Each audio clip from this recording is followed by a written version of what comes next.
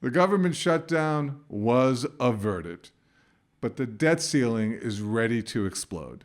Just like we predicted, at the last minute, Congress and the House passed a continuing resolution to fund the government till December 3rd. Guess what? Then we're going to go through this all over again. These politicians certainly like to play with our emotions, but they're not resolving the real issues, and they haven't resolved the debt ceiling. And that means the government could not meet its obligations. I know that we go about our normal lives and we don't think all these political games have anything to do with us. But unfortunately, in this case, we're wrong. If the government doesn't meet its obligations, the implications would be an economics doomsday. The fact that we already hit the debt ceiling in August and Janet Yellen has used the Treasury Department to float the government by using what's called extraordinary measures. As CBS News points out, U.S. could run out of cash to pay the bills October 18th if Congress doesn't act on the debt ceiling.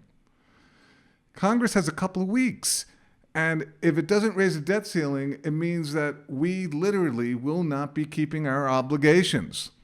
No salaries or benefits for the federal and military personnel, no Social Security, no Medicare, no medical benefits, no tax refunds, shutdowns of government facilities, air traffic control, and more. Economically, the endless dominoes could trigger massive unemployment. It could send the stock market into a crash. It could put retirement accounts in a free fall. The games that the Congress and Senate are playing are sending a really bad message to the rest of the world.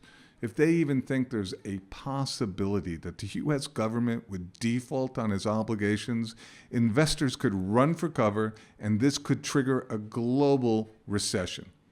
At the end of the day, just like the government shutdown was averted at the last minute, Congress and Senate will come together and either suspend or raise the debt ceiling. There's no way they won't. The question is, how much will it cost American taxpayers? The Republicans want between $3 to $4 trillion, and the very progressive Democrats want as much as $12 trillion. We'll probably wind up somewhere in the middle. Where do you think we'll end up? Put it in the comment section, somewhere between $3 and $12 trillion. The bottom line is that the dollar will continue to be devalued, and retirement savers, in my opinion, will continue to be put at risk.